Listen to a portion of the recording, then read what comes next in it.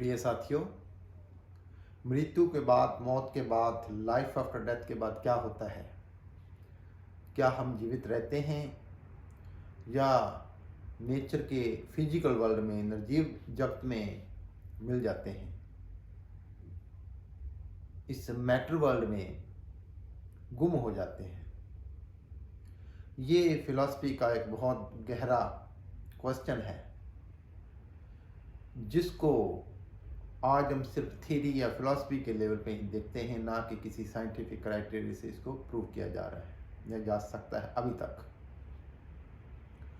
और कितनी ऐसे क्वेश्चन हैं, जैसे कि हम कहाँ से आए हैं, क्या हमारे जीवन का कोई उद्देश्य है, कोई पर्पस है, कोई मीनिंग है, क्या किसी पर्पस के लिए इवॉल्व हुए हैं या एक्सीडेंटली हम पैदा हो गए हैं। और कितने ही ऐसे क्वेश्चन हैं जिसको हम सिर्फ अभी तक थ्योरी के रूप में जानते हैं, और यहाँ तक भी हम निर्जीव जगत से जीवित कैसे बन पाए, इसका भी अभी तक पूर्ण रूप से साइंटिफिक आंसर हमें नहीं मिल पाया है। आज हम बात करेंगे कि लाइफ आफ्टर डेथ क्या होता है, क्या ये संभव है, अगर है तो किस वे से है। हमारे पास 2800 ईयर्स पुराना इतिहास रिटर्न में हमें मिल सकता है। वेस्ट में स्पेशली थेलीस से लेकर जितने भी थिंकर्स, फिलोसफर्स आए हैं, जो भी उनके आंसर इस क्वेश्चन को सॉल्व करने के तहत हैं, उसको हमें थोड़ा बहुत समझना होगा। वहाँ ईस्ट में थोड़ा सा इतिहास से पुराना है, 4 से 5,000 साल तक का चिंतन हमें मिलता है। यहाँ पर इस विषय को लेकर बात की गई है। बहुत सी थीरीज पनपी 19वीं सेंचुरी तक, क्योंकि 19वीं सेंचुरी एक ऐसी या ऐसा समय था, ऐसा पीरियड था, ऐसी सेंचुरी थी यहाँ पे साइंस का पूर्ण रूप से बोलबाला हो चुका था। साइंटिफिक मेथड, साइंटिफिक विधि, साइंटिफिक जो प्रणाली है, वैज्ञानिक प्रणाली है, वो पूर्ण रूप से विकसित हो चुकी थी। और आज फिलॉसफी को भी अगर हमने समझना है तो विज्ञान के जो पैमाने हैं उसको समझे बिना हम दर्शन शास्त्र को नहीं समझ सकते। ये दर्शन का ही, ये फिलॉसफी का ही एक क्वेश्चन है कि why are we here on this planet and life after death. हम कहाँ जाते हैं, हम क्यों पैदा हुए हैं, किस लिए पैदा हुए हैं और कहाँ से आए हैं। ये कहीं ना कहीं आज भी क्वेश्चन मार्क है, पूर्ण रूप से साइंटिफिक। जो फिलॉसफी का सब्जेक्ट या उसकी कोई विधि या प्रणाली, जितना वो साइंस के मीटरों से खरी उतरती गई, वो साइंस की श्रेणी में आ गई। जिस किसी थ्योरी को साइंटिफिक वे से अभी हम एक्सप्लेन नहीं कर पाए हैं, वो आज भी फिलॉसफी का ही पार्ट है। इसलिए लाइफ आफ्टर डेथ एक साइंटिफिक थ्योरी ना होकर कहीं ना कहीं आज भी फिलोसॉफिकल है। मैंने बहुत कोशिश की कि इस विषय के ऊपर स्टडी करने को, थेली से लेकर वेस्ट में जितने भी मेरे को ऐसे थिंकर मिले जिन्होंने लाइफ आफ्टर डेथ के ऊपर बोला है, मैंने उनको अध्ययन करने की कोशिश की है। मुझे सबसे जो स्टीक, सबसे जो साइंस के नज़दीक, जो वैज्ञानिक प्रणाली के समीप किसी लॉजिक के पर खड़ी उतरती है लाइफ आफ्टर डेथ, उसको आज हमें चर्चा का विषय बनाना है। इस विषय को शुरू करने से पहले हमें एक बात समझ लेना होगा कि जिस शख्स ने, जिस स्पिरिचुअल मास्टर ने ये थ्योरी डेवलप की है, उसने शिक्षा को या उसकी शिक्षा को 2 भागों में बांटा जा सकता है। एक है मुख्य और एक है गौण। मुख्य ये है कि इस दुनिया को कैसे स्वर्ग बनाया जा सकता है, ये तो मुख्य है। गौण ये है कि लाइफ आफ्टर डेथ क्या होता है, हम कहाँ से आए हैं और किस पर्पस को लेकर आए हैं। ये कहीं ना कहीं गौण विषय जरूर है, लेकिन ये मुख्य है, जो हमारा एक मुख्य शिक्षा है, उसको भी सपोर्ट करते हैं। क्योंकि बहुत से ऐसे क्वेश्चंस थे कि क्या एक प्योर अल्ट्रुइज्म कभी लाइफ के बाद खत्म हो सकता है, या किसी का प्योर अल्ट्रुइस्टिक नेचर हो तो क्या वो डेथ के बाद बिल्कुल मिट्टी बन जाता है। एक आदमी टेररिस्ट है और दूसरा एक विशुद्ध परोपकारी है, क्या दोनों का एंड सेम है?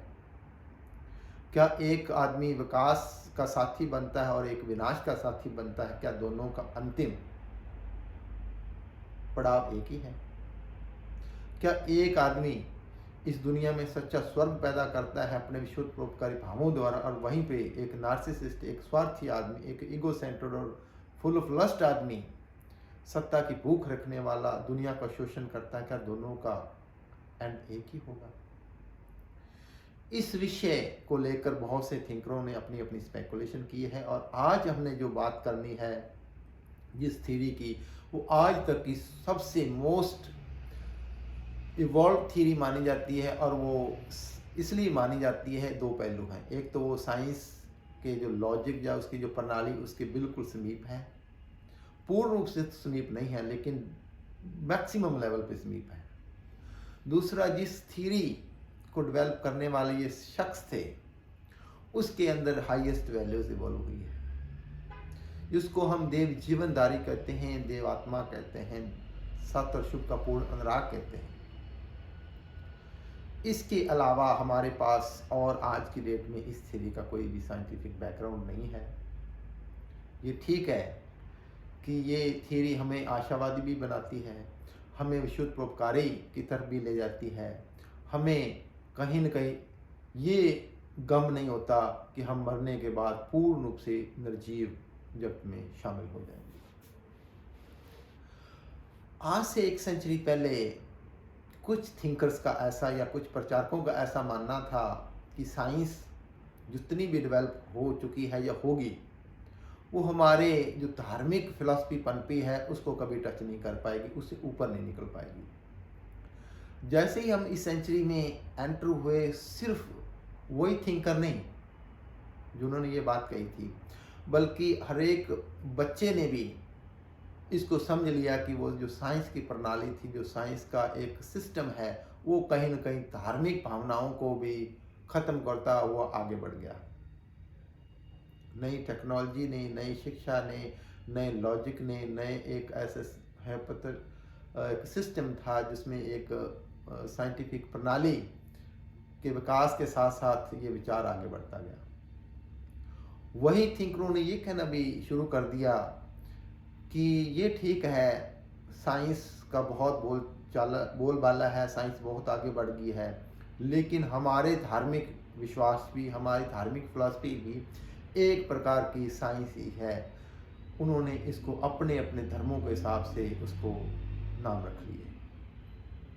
हम इसकी डिटेल में नहीं जाएंगे क्योंकि ये कहीं न कहीं भावनात्मक पहलू है और कहीं न कहीं हमारे भावों को चोट पहुंचा सकता है। और आज इस थ्योरी का पर्पज किसी की भावनाओं को चोट पहुंचाना नहीं है, ना ही किसी को ये साबित करना कि ये जो मैं थ्योरी दे रहा हूँ सिर्फ यही अंतिम थ्योरी है और यही सबसे सर्वोत्तम थ्योरी है। बल्कि जिस हृदय ने इस थ्योरी को डेवलप किया है वो इसलिए भी डेवलप किया है क्योंकि सत्य अनुसंधान, ट्रूथ एंड गुडनेस का जितनी भी वैल्यूज इवॉल्व होते होते एक शिखर पे पहुंची, तो उनमें से एक एलिमेंट ये भी था कि सच्चाई की खोज करनी है। हम कहाँ से आए हैं, हमारा पर्पस क्या है और हम कहाँ जाएंगे। इससे रिलेटेड और बहुत से ऐसे क्वेश्चन हैं जिसको हम आगे फ्यूचर में देखेंगे। तो जब हम इसकी शुरुआत करते हैं तो शुरुआत करने का जो दूसरा पड़ाव है उसको हम इस वे से भी समझ सकते हैं। अगर हमने लाइफ को समझना है तो सिर्फ ऐसे फैक्ट लाइफ को नहीं समझा जा सकता, हमें ऐसे वैल्यूज, मूल्यों को भी साथ में रखना होगा। अगर हम मूल्यों को और फैक्ट्स को, ऐसे फैक्ट और ऐसे वैल्यू एस्पेक्ट को मद्देनजर न करते हुए लाइफ को समझेंगे तो कहीं न कहीं हम मिस कर जाएंगे लाइफ को देखने में, नेचर के डायरेक्शन को देखने में, इवोल्यूशन के प्रोसेस को देखने में, और हम किस पर्पस के लिए पैदा हुए हैं, क्या पर्पस है, क्या हमारी लाइफ मीनिंगफुल है, इसको नहीं समझ पाएंगे। तो अब पहला क्वेश्चन ये है कि मरने के बाद हम कहाँ जाते हैं। इसको समझने से पहले हम ये तो समझ लें कि जब हम पैदा हुए तो पैदा कहाँ से हुए हैं। क्या हमारा कोई क्रिएशन है या इवोल्यूशन हुआ है, इसको समझे बिना भी हम इस क्वेश्चन को सॉल्व नहीं कर सकते। दूसरी बात यह है कि जब हम लाइफ को ऐसे फैक्ट समझते हैं और हमें स्पिरिचुअलिटी का गहन नॉलेज और ज्ञान और बोध नहीं है, तो हम कहीं ना कहीं साइंटिफिक जो विधि है कि एनर्जी ना तो क्रिएट होती है ना डिस्ट्रॉय होती है, वो एक बिंदु से या दूसरी जगह पर परिवर्तित हो जाती है, उसको ट्रांसफ़र किया जाता है। कुछ इस सेंचुरी के साइंटिस्टों ने जो थ्योरीज निकाली हैं या 19वीं सेंचुरी के बाद जितना भी साइंस का इवोल्यूशन हुआ है, धार्मिक लोगों ने कहीं न कहीं अपने धार्मिक विश्वासों को बनाए रखने के लिए उस विधि को इस साइंटिफिक वे से एक्सप्लेन करने की कोशिश की। उन्होंने ये कहा कि कुछ धार्मिक लोग ऐसा मानते हैं कि जिस वे से हम एनर्जी एक रूप या दूसरे रूप में परिवर्तित हो जाती, हम मरने के बाद भी इस नेचर में ही शामिल हो जाते हैं। और कहीं न कहीं उन्होंने अपनी धार्मिक भावनाओं के साथ इस थ्योरी को जोड़ दिया, जो बिल्कुल गलत है। क्योंकि हम निर्जीव जगत से कैसे जीवित बने हैं, पहला तो क्वेश्चन ये है। दूसरा, अगर हम फिर से जीवित अस्तित्व से, जीवित एग्जिस्टेंस से फिर कहीं न कहीं निर्जीव बन जाएंगे और जीवित बन जाएंगे, तो फिर ये विकास का क्रम पूरा नहीं होता। कहीं न कहीं हम विनाश से विकास की तरफ आए हैं और विकास से फिर विनाश की तरफ बह चले जाएंगे। नेचर में ऐसा नियम काम नहीं करता, क्योंकि नेचर में जस्टिस का भी लॉ है, प्योर अल्ट्रिज्म जितना भी विकसित हुआ है, वैल्यूज एस्पेक्ट जितना भी विकसित हुआ है, नेचर की ये कोशिश है कि वो बरकरार रहे। उस नेचुरलिस्टिक पर्सपेक्टिव है, जो नेचुरलिस्टिक एक फीलिंग्स का एक ग्रुप है, सिस्टम है, उसको मैक्सिमम लेवल पे सरवाइव किया जाए जितना भी उसके अंदर कैपेसिटी है। नेचर में लॉ ऑफ जस्टिस ये डिमांड करता है या सरवाइव करता है कि जो अच्छे लोग होंगे वो मरने के बाद भी सरवाइव करेंगे। सबसे पहले तो हम ये देखते हैं कि हम जीवित जगत से, फिजिकल वर्ल्ड से, इनएनिमेट किंगडम से इवॉल्व कैसे हुए। जैसे ही हमारी जड़ और शक्ति विकसित होते होते एक ऐसे लेवल पर आई और शक्तियों में लॉ ऑफ चेंज का नियम काम कर रहा था, तो कहीं न कहीं हम इस वे से आए कि हमारी जो फिजिकल लाइफ फोर्स थी उसने कहीं न कहीं जीवित सेल की फॉर्म का रूप ले लिया। वो लाइफ किस वे से पनपी, पानी में पैदा हुई या गहरे पानी में हुई या ऊपरी लेवल पे हुई या मिट्टी में हुई, इसका हमें अभी तक पूर्ण ज्ञान नहीं है। लेकिन जितना भी आज हमारा साइंटिफिक नॉलेज यही कहता है, साइंटिफिक वर्ल्ड यही कहता है कि हम कहीं न कहीं अजीवित जगत से ही, नॉन लिविंग सेल से ही एक सेल की फॉर्म में आए और धीरे धीरे वो सेल ने आगे क्रिएशन करना, आगे उसका विकास करना शुरू कर दिया।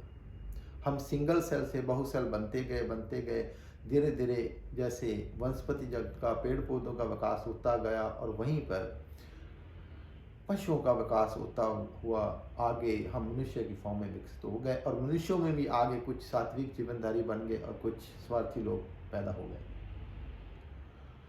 सात्विक जीवनधारियों में भी आगे कुछ न कुछ विशुद्ध परोपकारी बन गए, कुछ नॉर्मल परोपकारी बन गए, कुछ निम्न श्रेणी के और कुछ बिल्कुल ही स्वार्थी रूप में रह गए। अब एक आदमी पूर्ण रूप से स्वार्थी है, एक कम स्वार्थी है, एक निम्न प्रकार का सेवाकारी है, एक उच्च लेवल का है और एक उच्चतम लेवल का है। अगर इनका फ्यूचर एक है तो कहीं न कहीं ये लॉ ऑफ जस्टिस को तोड़ता है, उसके वेलना करता है, उसके नियम को खत्म करता है।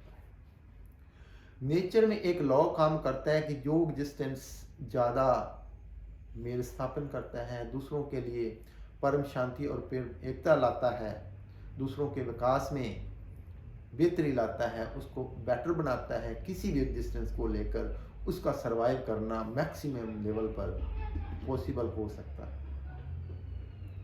अब ये पॉसिबिलिटीज क्या है, इसी को एक्चुअल में हमने समझना कि लाइफ आफ्टर डेथ होता क्या है। हम ये अभी तक बिल्कुल नहीं मान पाए हैं, ना ही साबित कर पाए हैं कि हमारा कोई पुनर्जन्म हुआ है। ये कोई भी साइंटिफिक थ्योरी इसका दावा नहीं करती। लेकिन कुछ थ्योरी इसका दावा तो जरूर कर रही हैं आज, जो साइंस के बिल्कुल नज़दीक हैं, कि जो अच्छे लोग होते हैं, हम किसी फॉर्म में, किसी सटल फॉर्म में जीते हैं या जी सकते हैं, ये ज़्यादा कहना उचित होगा। उस पे नियम क्या काम करते हैं उसको आज हमने समझना है। जब तक वो नियम ना समझेंगे, लाइफ आफ्टर डेथ हमें समझेंगे। पहला तो नियम यही है कि जो हमारी चेतना है, हमारा सोल है, हमारी ये बॉडी है, इसके संबंध में एक सत्य ये है कि हम जो भी हैं, शरीर और चेतना दोनों हैं, यानी कि शरीर और आत्मा दोनों हैं। ये फिलॉसफी का एक बहुत ही गूढ़, बहुत ही एक गहरा क्वेश्चन है कि क्या हम शरीर हैं या सिर्फ चेतना है, या दोनों हैं, या दोनों ही नहीं है। पहला सत्य तो हमें ये मानना पड़ेगा, अज्यूम करना पड़ेगा और इसको समझना पड़ेगा, इसका गहन अध्ययन करना होगा, इसका एक बोध पाना होगा कि हम सिर्फ शरीर ही नहीं, आत्मा भी हैं, हम शरीर और चेतना दोनों हैं। और दूसरी बात, ये दोनों एक दूसरे के बिना नहीं रह सकती। शरीर में अगर जिंदा रहना है तो चेतना यानी कि आत्मा उसके साथ रहेगी, आत्मा ने अगर जिंदा रहना है तो शरीर उसके साथ रहेगा। ये अटल सत्य है। जब तक इस लॉ को हम नहीं समझते तब तक हमें लाइफ आफ्टर डेथ की बिल्कुल समझ नहीं आ सकती। पहली बात तो हम शरीर और आत्मा दोनों हैं, और दूसरी बात, शरीर आत्मा के बिना नहीं रह सकता एंड आत्मा शरीर के बिना नहीं रह सकता। ये वाइस वर्सा जो नियम है ये बिल्कुल सत्य है। अब इस नियम के बिना पर जब हम मरते हैं तो जो हमारी सोल है, या लाइफ फोर्स है, जो जीवनी शक्ति है, चेतना है, जो मर्जी आप इसको नाम ले लें, अरिस्टोटल ने इसको नाम दिया है लाइफ फोर्स का, लाइफ प्रिंसिपल का।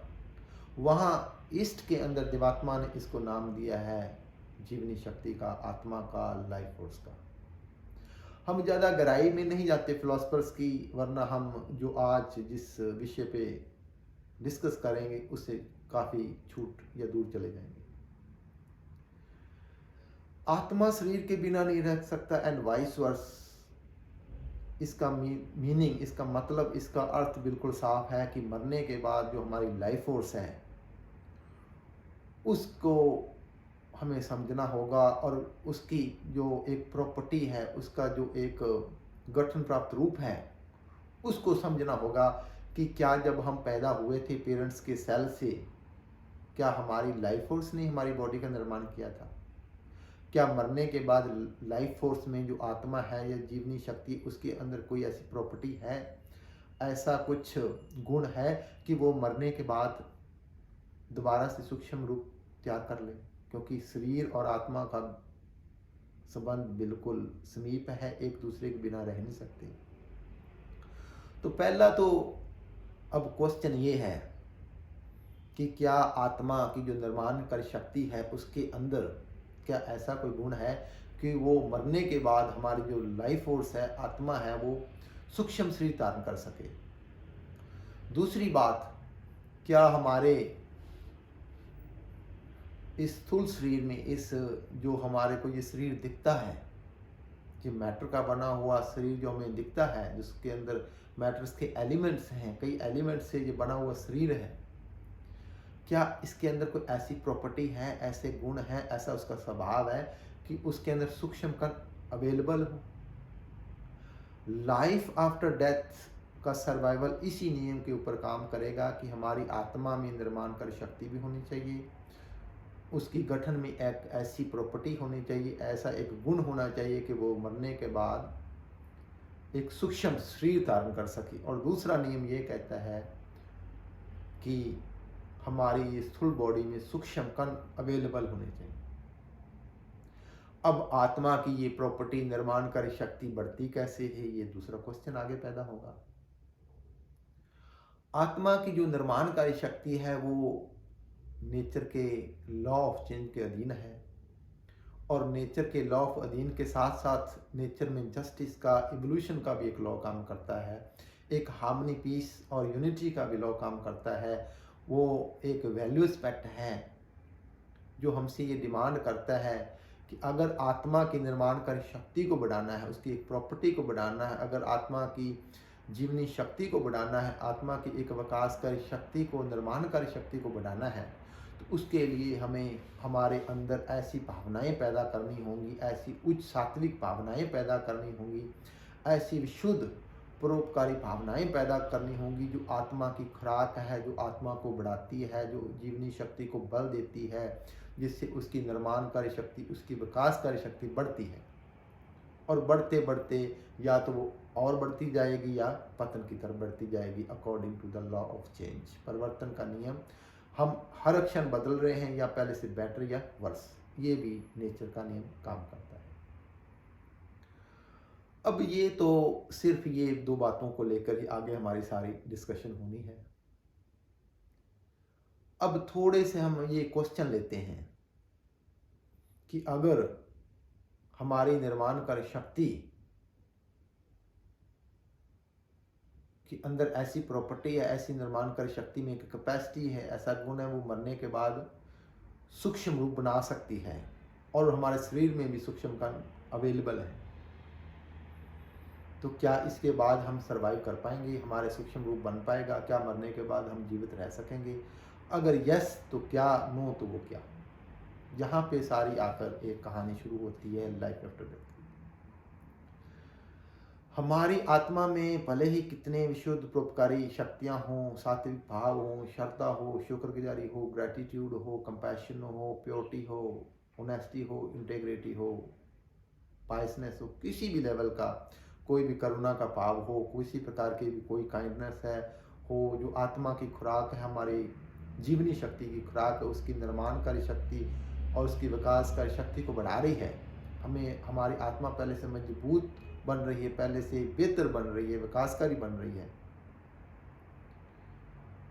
और हमारे अंदर कण भी पूरे हैं, सूक्ष्म हमारा जो रूप है वो भी पूरा हो सकता है। लेकिन जब तक हमारी आत्मा को ऐसे हालात नहीं मिलते कि मरने के बाद वो सूक्ष्म कण निकाल सके, तब तक ये नेचर का लॉ पूरा नहीं होगा, ये नेचर का लॉ कंप्लीट नहीं होगा कि हम मरने के बाद सरवाइव करें। वो लॉ कैसे पूरा होता है, ये दूसरा क्वेश्चन है। नेचर में जो अल्टीमेट ट्रूथ है, इस पर्सपेक्टिव को लेकर, इस क्वेश्चन को लेकर, वो है नेचर के अटल नियम। जैसा नियम पूरा हो गया, आपको वैसा रिजल्ट मिलेगा। आप कितने विशुद्ध परोपकारी हैं, कितने हट्टे कट्टे शरीर हैं, कितनी उसके अंदर सूक्ष्म कण हैं, कितनी ही आपकी आत्मा मजबूत है, कितनी उसके अंदर निर्माणकारी शक्ति है। अगर हमारी आत्मा को शरीर से सूक्ष्म कण उठाने का टाइम ना मिले, और वो किसी अंश ये नियम को पूरा ना कर सके, तो हम बिल्कुल मिट्टी बन जाएंगे। हम जीवित शरीर से, जीवित चेतना से कहीं न कहीं निर्जीव फिजिकल वर्ल्ड में शामिल हो जाएंगे। वो नियम क्या है जिससे ये नियम टूटता है? वो कौन कौन से बातें हैं, वो कौन कौन से कारण हैं जिससे हमारी आत्मा में निर्माणकारी शक्ति होने के कारण भी, शरीर में सूक्ष्म कण होने के बावजूद भी हम जीवित ना रह पाए? वो नियम क्या है, उसको समझना बहुत जरूरी है। अगर हमारी बॉडी आग में इतना झुलस जाए, इतना समय रह जाए कि हमारी लाइफ फोर्स को वहां से कण उठाने का समय ही ना मिले, पहला तो मीटर ये है कि हम ऐसी आग के अंदर फेंक दिए जाएं कि बिल्कुल आग में भस्म हो जाएं, बिल्कुल राख बन जाएं, और हमारे मरने के बाद हमारी बॉडी के जो सूक्ष्म कण हैं उसको हमारी आत्मा निर्माणकारी शक्ति, सूक्ष्म रूप, सूक्ष्म शरीर धारणा कर सके, तो लाइफ आफ्टर डेथ के बाद हम सर्वाइव नहीं करेंगे। दूसरा मीटर ये है कि हम कहीं ना कहीं ऐसे जानवर द्वारा निगल जाएं और किसी तरह हमारी जो लाइफ फोर्स है, हमारी आत्मा है, फिर वो सूक्ष्म कण बॉडी से ना निकाल पाए, ये भी नियम को तोड़ देगा। शरीर सूक्ष्म तैयार नहीं हो पाएगा इस नियम के भी होने के कारण। तीसरा ये है कि हम पानी में इतनी गहराई में चले जाए, हमारे जो मरने के फौरन बाद हम ऐसे निचले लेवल पर चले जाएं कि यहाँ पे हमें सांस ना मिल सके, या पानी की गहरी सतह पे चले जाएं, या हमारी बॉडी में कुछ ऐसा वेट बांध दिया जाए जिससे मरने के बाद हम ऊपरी सतह में आ ही ना पाए, और हमारी जो आत्मा है सूक्ष्म कण वो उठाने के काबिल ना बन पाए, तो भी ऐसा नहीं। ऐसे बहुत से कारण हैं जिसके हम आज डिटेल में नहीं जाएंगे, क्योंकि शॉर्ट में ये बात है, आत्मा कितनी बलवान है इस पे नियम काम करेगा, हमारे बॉडी के अंदर सूक्ष्म कण कितने हैं इस पे दूसरा नियम काम करेगा। तीसरा ये है कि क्या हमारी लाइफ फोर्स को मरने के फौरन बाद कुछ समय, आधा घंटा, 2 घंटे, 3 घंटे, 4 घंटे कुछ समय मिलता है कि वो बॉडी से सूक्ष्म कण निकाल कर और सूक्ष्म रूप धारण कर सके। जब तक ये तीनों नियम पूरे नहीं होंगे और अच्छी वे से पूरे नहीं होंगे, हम मरने के बाद बिल्कुल निर्जीव हो सकते हैं, ऐसा चांस है। माफ़ करना, जिनको ये लगता है कि आत्मा अमर है, उनको ये बात सोचकर या सुनकर थोड़ा सा गहरा सदमा लग सकता है, थोड़ा सा दुख लग सकता है, लेकिन जैसा कि मैंने पहले ही बेनती किया है कि मेरा पर्पज किसी की भावनाओं को हाथ देना नहीं है, किसी को दुख पहुँचाना नहीं है। ये एक थ्योरी है, एक फिलॉसफी है जो मरने के बाद आज तक की सबसे लेटेस्ट साइंटिफिक थ्योरी मानी जाती है या साइंस के करीब है।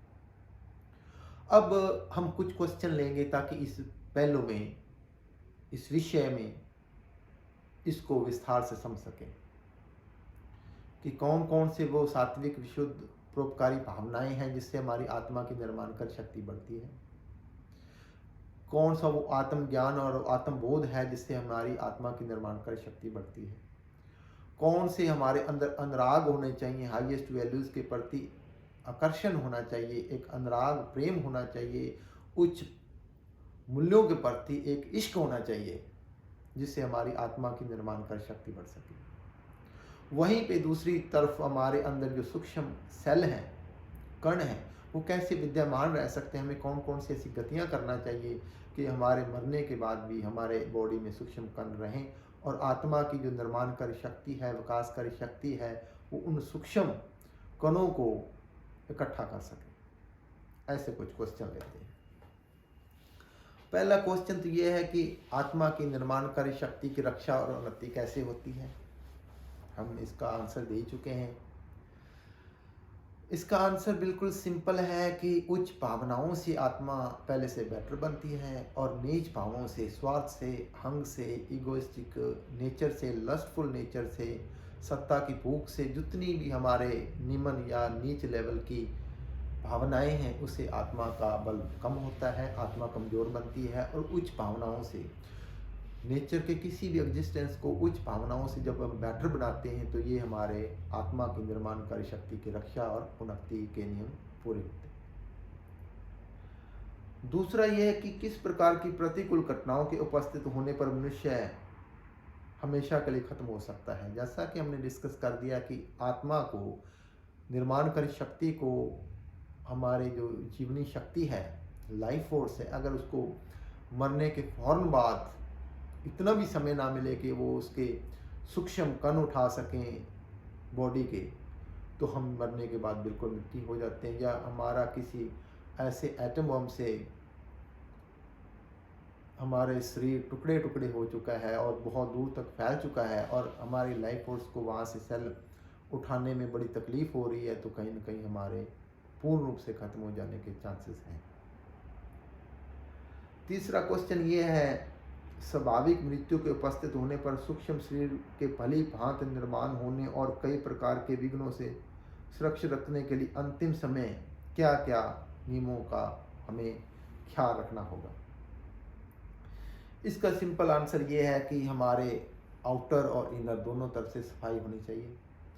हम जब मरते हैं फौरन हमारा शरीर बिल्कुल साफ़ सुथरा होना चाहिए, साफ़ सुथरे कपड़े होने चाहिए, भले ही बिल्कुल साधारण कपड़े हों, साफ़ होने चाहिए, किसी प्रकार की गंदगी नहीं होनी चाहिए। हमारा मन के भाव भी साफ़ होने चाहिए। उच्च भावनाओं से हमारा मन साफ़ होता है और नीच भावनाओं से हमारा मन खराब होता है। आंतरिक सफाई और बाहरी सफाई से ही ये नियम पूरा होता है। उसको थोड़ा सा हम डिटेल में समझ लेते हैं। पहला तो यह है कि जिस मरने के फ़ौरन बाद अगर जिस लाश को या जिस शरीर को हमने लटाया हुआ है उसकी चारपाई भी साफ़ होनी चाहिए, उसके ऊपर साफ़ कपड़े होने चाहिए, उसके पहनने और ओढ़ने के कपड़े बिल्कुल साफ़ होने चाहिए। हो सके तो वहाँ पे उनको कुछ इत्र या फूलों का कहीं न कहीं उस पे रस लगाया जाए और वहाँ पे किसी प्रकार की दुर्गंध ना आती हो। उसकी बॉडी को फ़ौरन साफ़ होना ज़रूरी है। वहाँ पे ताज़ी हवा होनी चाहिए, ऐसा ना हो कि वहाँ पे सारे कमरे खिड़कियाँ बंद हो और ताज़ी हवा ना हो। कोशिश करें कि गेट खुला हो जिस कमरे में वो बॉडी रखी गई है मरने के फ़ौरन बाद, और ज़्यादा वहाँ पे गर्मी ना हो, वो वहाँ बहुत धूप ना हो और वहाँ पे किसी प्रकार की बहुत उच्च लेवल का तापमान ना हो जिससे हमारे लाइफ फोर्स को, हमारी आत्मा को वहाँ से सूक्ष्म कण उठाने में दिक्कत हो। ये सूक्ष्म कण इकट्ठे कहाँ होते हैं, ये दूसरा क्वेश्चन है। अगर मेरी लंबाई 6 फीट है तो मेरे मरने के बाद भी अगर सूक्ष्म शरीर तैयार होता है तो कहीं के 6 फीट की ही मेरी सूक्ष्म बॉडी बनेगी। मेरे शरीर के पीछे 6 फीट की गैप बिल्कुल हमें छोड़ना चाहिए, वहाँ पे कोई दीवार नहीं होनी चाहिए।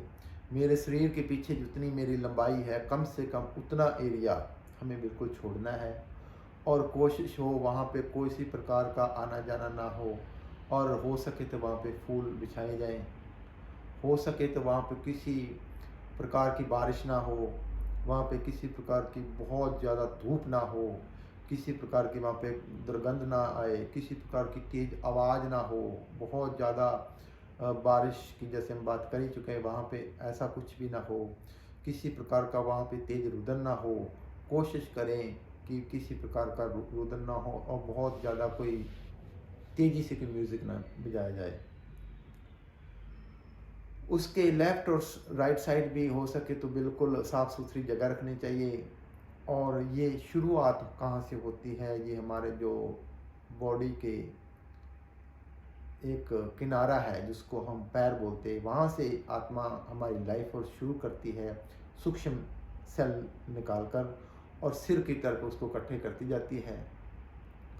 और जिस वे से आत्मा ज़्यादा बलवान होगी, उसमें ज़्यादा बल होगा, शक्तिशाली होगी, विकासकारी होगी, जैसे कि हम बात कर चुके हैं ये नियम, सूक्ष्म कण कितने हमारे स्थूल बॉडी में वो नियम, और दोनों नियमों को यानी कि आत्मा शरीर धारण करते हुए उचित और अनुकूल हालात मिल जाएं तो हम लाइफ आफ्टर डेथ सर्वाइव कर सकते हैं। ये अभी तक की लेटेस्ट थ्योरी है। उसके समीप जैसे कि मैंने बात की कि अग्नि नहीं होनी चाहिए, अगर कोई लैंप भी जलाना है तो वो बहुत दूर और हल्का होना चाहिए अगर रात का टाइम है तो। कोशिश करें कि वहाँ पे मरने के फ़ौरन बाद ज़्यादा लोगों को इकट्ठा ना करें, कम से कम आधा घंटा से लेकर 6 आवर्स तक इस नियमों का पालन करें। किसी प्रकार का रुदन, बहुत तेज़ वॉल्यूम पे कोई साउंड या कोई बहुत गहरा म्यूज़िक ऐसा ना चलाएं, कोई ज़्यादा धूप, ज़्यादा बारिश कोई ऐसा ना हो, बहुत तेज़ हवा भी नहीं होनी चाहिए, बहुत ज़्यादा तेज़ रोशनी भी नहीं होनी चाहिए। ऐसे ही कुछ नियमों का हमें साथ में ख्याल रखना चाहिए। सबसे जो इम्पोर्टेंट बात है कि उसके शरीर का जो ऊपरी हिस्सा होता है जिसको हम सिर बोलते हैं, उसको भी बिल्कुल ढक के नहीं रखना, किसी प्रकार की पगड़ी नहीं पहननी, किसी प्रकार की टोपी नहीं पहननी, क्योंकि अंतिम में हमारे बॉडी के जो सेल होते हैं वहाँ से निकल कर ही सूक्ष्म शरीर का निर्माण होना है। जिस प्रकार बच्चा अपने माता के गर्भ में जब पैदा होता है तो वो ब्लड द्वारा अपने शरीर का निर्माण करता है, सेम ही हमारी आत्मा जिस प्रकार बच्चे का निर्माण करती है माता के गर्भ में, उसके एक एक अंग को बनाती है, सेम ही लॉ वहाँ पे अप्लाई होता है। स्थूल शरीर से सूक्ष्म कण इकट्ठे करती है हमारी आत्मा के निर्माण कर शक्ति, हमारी आत्मा, हमारी लाइफ फोर्स, हमारा आत्मा का जो विकासकारी रूप है वो सेल इकट्ठा करता है और शरीर के पैरों से लेकर सारे सूक्ष्म सेल इकट्ठा करके शरीर के हर एक भाग से, चाहे वो भाग कट भी चुका हो, वहाँ से भी कहीं न कहीं सूक्ष्म कणों को निकालकर वो पूर्ण रूप से शरीर तैयार करता है। जैसा कि हम डिस्कस पहले कर ही चुके हैं कि आत्मा में निर्माणकारी शक्ति भी होनी चाहिए, सूक्ष्म कण भी बॉडी में होनी चाहिए, स्थूल शरीर में, और ये नियम भी पूरा होना चाहिए। अगर हमारा शरीर ढका हुआ है तो इससे हमारे को बहुत नुकसान हो सकता है। बहुत ज़्यादा शोर शराबा है तो हमारी लाइफ और उसको सूक्ष्म सेल इकट्ठा करने में बड़ी परेशानी आ सकती है। किसी प्रकार का भी गहरा रुदन, गहरा विलाप और गहरा मुंह ना रखें, क्योंकि वो आत्मा को ऐसा लगता है कि मैं तो अभी तक जीवित हूँ और सूक्ष्म रूप धारण कर चुकी हूँ, ये लोग इतना वियोग क्यों कर रहे हैं। वो मरने के बाद फिर वो उस ज़्यादा गहन वियोग से वो वहाँ को छोड़कर जाना नहीं चाहता, कहीं उसके आसपास ही रहना चाहता, उसका दिल नहीं करता वहाँ से चले जाने को। तो शॉर्ट में हमने ये जो बातें कर ली हैं कि बहुत उच्च शब्द ना पहुँचे, किसी प्रकार का चीख चिहाड़ा, बहुत ज़्यादा रोना और उसके शरीर को ज़्यादा हिलाया ना जाए, और कितनी देर तक, कम से कम 6 आवर्स तक उसकी बॉडी को ज़्यादा टच ना किया जाए, उसको नला कर या उससे पहले संस्कार ना किया जाए या उसको दफनाया ना जाए, अकॉर्डिंग टू दिस थ्योरी।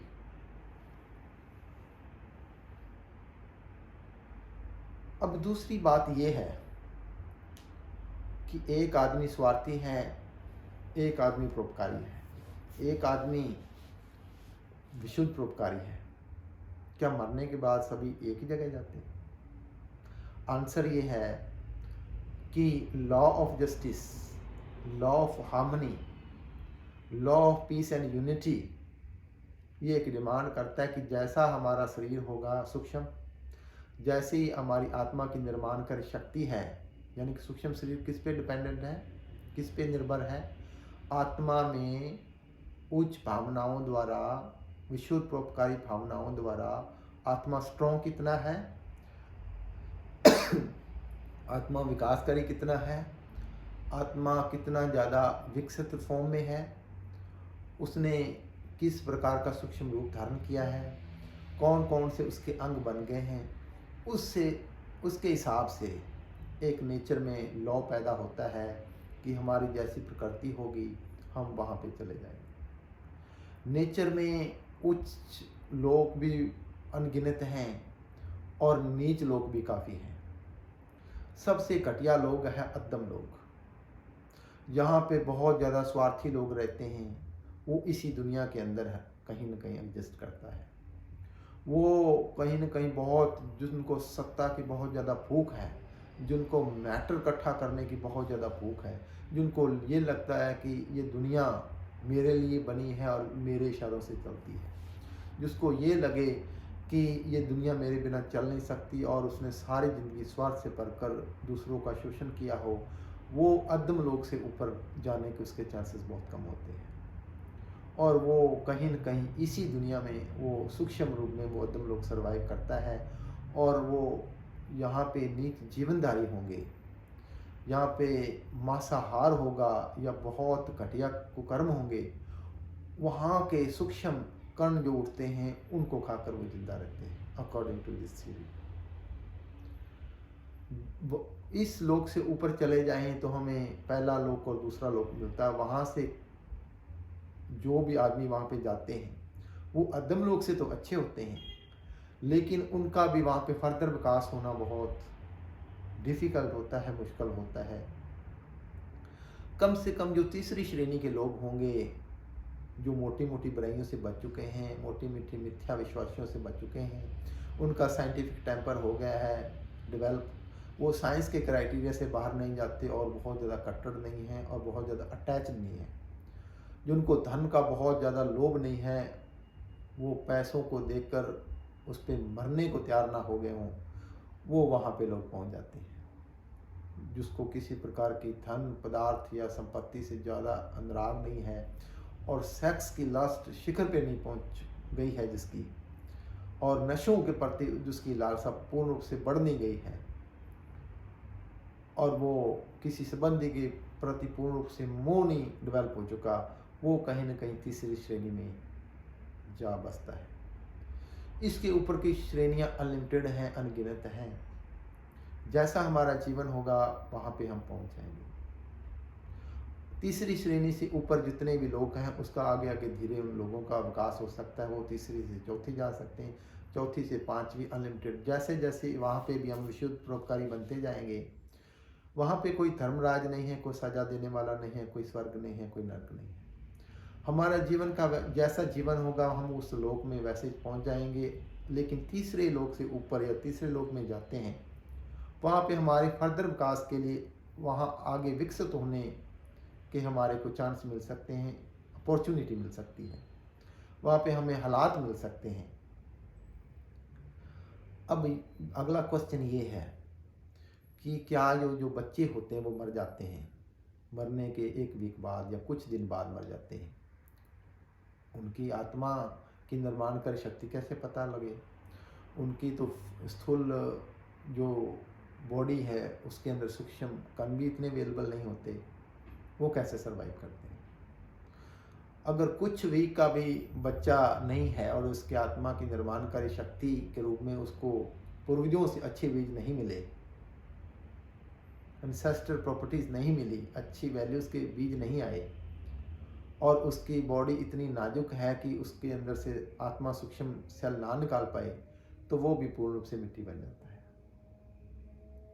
कुछ वीक का बच्चा होना चाहिए, कुछ डेज का होना चाहिए, ताकि उसकी आत्मा की निर्माणकारी शक्ति भी बढ़े और आत्मा शरीर से सूक्ष्म कण भी उठा सके। ये नियम वैसे ही काम करता है कि जिस तरह एक लड़की कहीं न कहीं अबॉर्शन करा लेती है तो वो उस बच्चा पूर्ण रूप से ख़त्म हो जाता है, उसका प्रोसेस आगे नहीं बढ़ता, उसकी लाइफ फोर्स या आत्मा उसके बाकी के अंगों को विकसित नहीं कर पाती। जैसा कि 6 मंथ के बाद कोई लड़की प्रेग्नेंट है और वहाँ पे अबॉर्शन की प्रक्रिया शुरू हो चुकी है, तो वो कहीं ना कहीं उसकी बच्चे की जो लाइफ फोर्स है बाकी शरीर का निर्माण नहीं कर पाएगी। वैसे ही इस स्थूल दुनिया में आने के बाद, बच्चे के जन्म होने के बाद भी अगर आत्मा को पूर्वजों से अच्छे जीन्स, अच्छी वैल्यूज़ के बीज नहीं मिले और सूक्ष्म सेल बॉडी के अंदर से इकट्ठे आत्मा ना बच्चे के इकट्ठे कर पाए, वो भी प्रॉब्लम है। अगला क्वेश्चन ये है कि कुछ वीक्स का बच्चा तो हो चुका है, लेकिन क्या वो फौरन मर गया है या 1 साल बाद मर गया है? तो क्या वो जब बच्चा मरता है तो उसका सगा संबंधी, कोई परोपकारी जन, उसके एंसेस्टर लोग उसको लेने आते हैं? जी हाँ, बिल्कुल लेने आते हैं। अगर उस बच्चे का कोई भी सहायक ना हो तो ये जो अदम लोग होते हैं, जो स्वार्थी लोग इस दुनिया में सूक्ष्म रूप में जीते हैं, वो बच्चे को खा जाते हैं।